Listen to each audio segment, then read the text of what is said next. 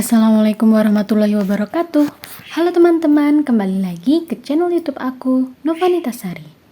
Teman-teman, kali ini aku akan membahas tentang soal PPPK kebidanan.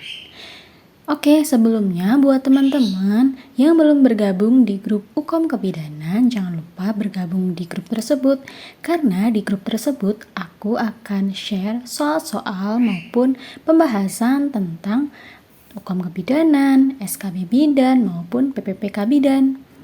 Oke teman-teman, langsung aja kita ke latihan soalnya. Oke teman-teman, kita coba kerjakan soal ini dulu ya teman-teman. Jangan lupa videonya di pause terlebih dahulu. Kemudian kalau teman-teman sudah mendapatkan jawabannya, nanti teman-teman bisa simak pembahasannya. Oke, kalau menemui soal seperti ini, silakan teman-teman baca dulu pertanyaannya, agar tidak menghabiskan waktu yang lumayan banyak untuk mengerjakan banyak soal. Oke, pertanyaannya adalah, apakah pemeriksaan penunjang yang dilakukan untuk menegakkan diagnosa? Oke, kita baca kasusnya. Seorang perempuan usia 32 tahun datang ke praktik mandiri bidan dengan keluhan terlambat menstruasi selama 4 minggu. Saat ini merasa mual dan muntah di pagi hari. Hasil pemeriksaan keadaan umum ibu baik, tekanan darah 120/80, nadi 88 kali per menit, respirasi 24 kali per menit, suhu 36,5 derajat Celcius. Nah, kira-kira apa sih teman-teman pemeriksaan penunjang yang dilakukan untuk menegakkan diagnosa tersebut? Apakah A. aseton urin, B. protein urin, C. glukosa urin, D. HCG urin, atau E. reduksi urin? Teman-teman, soal ini sering kali keluar di soal UKOM maupun PPPK Bidan. Nah, teman-teman harus tahu apa sih kegunaan dari masing-masing pemeriksaan ini, dari aseton urin, protein urin, glukosa urin, HCG urin, maupun reduksi urin. Kita bahas satu-satu ya teman-teman ya. Nah, untuk jawabannya adalah D. Kenapa D, HCG urin? Yuk kita bahas ya teman-teman satu-satu. Kata kuncinya di sini adalah si ibu terlambat haid 4 minggu dan mual muntah ya teman-teman ya di sini. Terlambat haid selama 4 minggu dan mual muntah. Itu kan lebih ke dia kita kayak mengarah ke kok dia telat haid ya, berarti kan dia amenor gitu. Kemudian kalau misalnya protein urin untuk mendeteksi apa, glukosa urin untuk mendeteksi apa, reduksi urin untuk mendeteksi apa, kita baca pembahasannya ya. Nah, di awal kehamilan, jaringan chorionik yang kemudian berkembang menjadi plasenta itu akan memproduksi yang namanya hormon Human Chorionic Gonadotropin atau HCG yang disekresikan melalui urin. Nah, hormon ini dapat dideteksi di minggu pertama ketika terlambat haid, teman-teman. Nah, karena itu, kadar HCG dalam urin digunakan sebagai pemeriksaan penunjang, ya teman-teman, pemeriksaan penunjang untuk mendiagnosa kehamilan. Nah, pemeriksaan HCG dalam urin ini dikenal juga dengan pemeriksaan plano pregnancy test, atau yang biasa teman-teman ketahui adalah PP test, atau biasa juga disebut dengan Gravidec test. Jadi teman-teman nanti kalau menjumpai soal jangan bingung ya, kalau ada pilihan plano pregnancy test atau PP test dan Gravidec test. Jadi nggak usah bingung karena sama.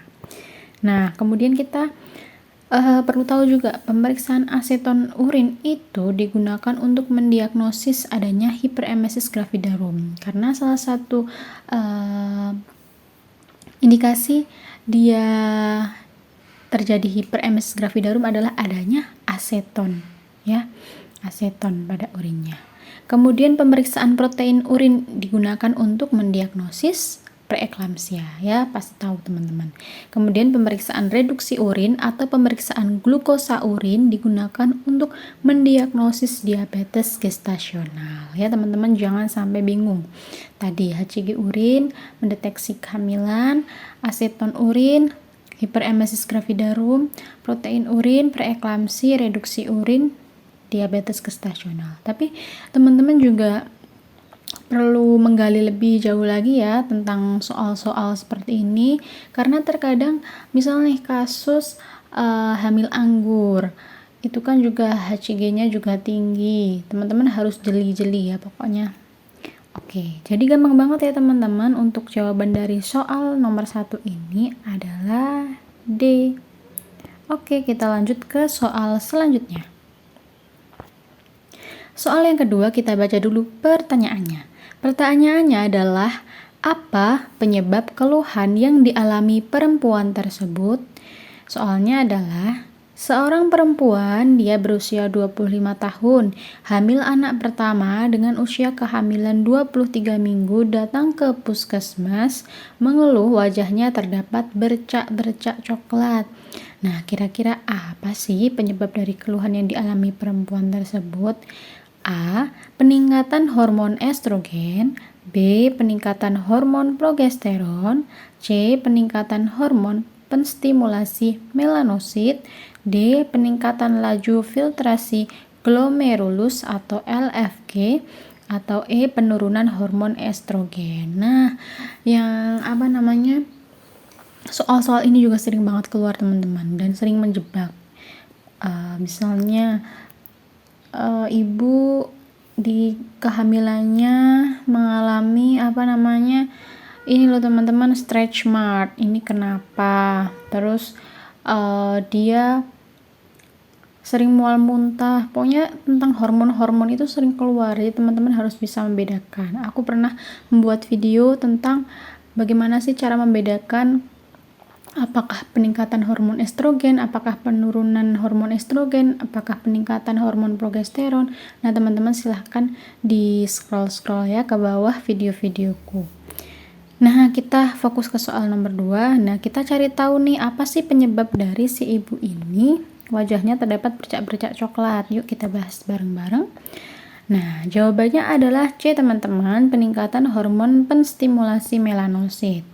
Nah, ini kan bercak-bercak pada kehamilan atau pada wajah si ibu ini adanya hiperpigmentasi yang ditandai dengan munculnya bercak di area seperti wajah, aksila, lipatan paha, areola, vulva, dan lain-lain. Nah, perubahan ini disebabkan oleh peningkatan serum estrogen, progesteron, dan hormon penstimulasi melanosit atau melanocyte stimulating hormone. Nah, tipsnya teman-teman dari aku, jika terdapat 3 pilihan jawaban yang benar, pilih yang paling spesifik teman-teman. Dalam soal ini, pilihan jawaban A, B, dan C itu benar teman-teman, karena hiperpigmentasi ini kan juga disebabkan karena peningkatan hormon estrogen, progesteron, dan MSH ini tadi. Nah, jadi kalau misalnya nih ada soal cuma ada peningkatan hormon estrogen, nggak ada peningkatan progesteron maupun MSH, ya udah teman-teman silahkan disilang yang peningkatan hormon estrogen aja. Tapi kalau pilihannya ada peningkatan hormon estrogen, peningkatan progesteron, dan peningkatan hormon MSH, teman-teman silahkan pilih yang paling spesifik, yaitu yang MSH tadi ya teman-teman. Nah, hormon penstimulasi melanosit ini merupakan hormon yang lebih spesifik yang menyebabkan hiperpigmentasi di kulit. Maka jawaban yang benar adalah opsi C. Gampang banget kan? Oke teman-teman. Nah, ini udah di slide terakhir. Nggak apa-apa teman-teman, kita belajar pelan-pelan tapi konsisten ya teman-teman ya. Kalau aku share soal-soal terlalu banyak, takutnya teman-teman nanti malah jadi bingung. Jadi silahkan teman-teman bisa alokasikan beberapa jam atau beberapa menit sesuai kenyamanan teman-teman ketika belajar. Yang penting adalah teman-teman ini adalah paham, tahu teorinya, tahu dasarnya. Nanti ketika bertemu soal yang model apapun, teman-teman tuh bisa jawab. Gitu ya. Oke, kata-kata terakhir dari aku adalah, jika kamu punya kelemahan, bangun hal-hal tersebut untuk menjadi sebuah kekuatan. Satu-satunya kegagalan adalah dia itu tidak berani mencoba. Gitu ya teman-teman. Oke, sukses buat teman-teman yang mau tes SPPPK Bidan ya. Semoga diberikan kemudahan, kelancaran, hasil yang maksimal, dan lolos. Amin ya robbal alamin. Sekian dulu dari aku. Wassalamualaikum warahmatullahi wabarakatuh. Bye-bye.